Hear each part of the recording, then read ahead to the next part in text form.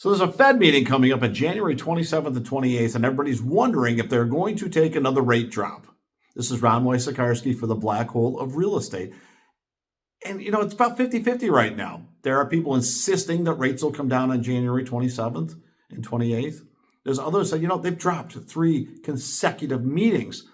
A quarter point. This might be a time for them to pause. Now, there's not another meeting until March. So what this means is for the next 6 to 8 weeks, whatever happens on this meeting is going to dictate rates for the next 2-3 months.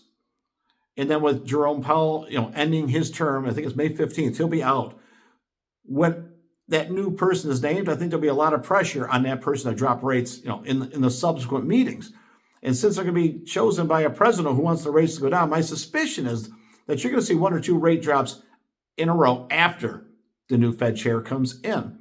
What I don't know is how many rate drops you're going to get between now and then. There's 3 Fed meetings.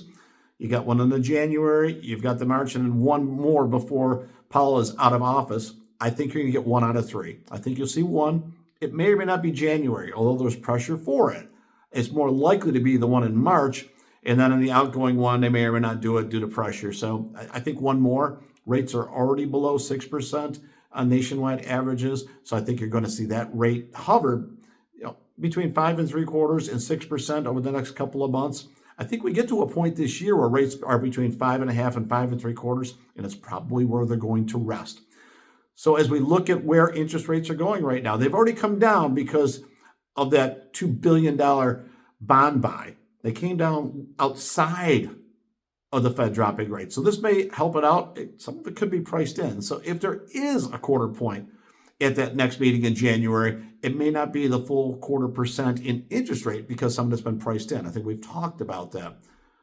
There is a slight possibility to keep rates the same, that there might actually be a little uptick, but I think there'll just be another introduction of liquidity and more bond buying going on to make sure that rates stay in that range. I don't know anybody right now that's going to stay off the market because they're waiting for rates to come down because it's been a bad policy. For the last 3 years, home values have continued to increase, and the rates have only come down a little bit. And if you look at what you could have purchased a home for 2-3 years ago, as opposed to waiting, you had a lower monthly payment, a lower purchase price, and the interest rate didn't come down a ton, and you could have refinanced. So I think there's, I don't say some regret, but there's some missed opportunities out there. And now that we're below the psychological level of 6%, we're in the 5s right now, I think those people introduce themselves back into the market because the rates are good enough. And at tax time, people are getting refunds. It's the perfect storm of people getting ready to get ready. But I think you'll also see some buyers come out, whether they're getting a refund, getting ready to change for the school year, selling their investment properties, snowbirds are changing over. There's a lot going on that's going to conspire over the next couple of months, independent of interest rates.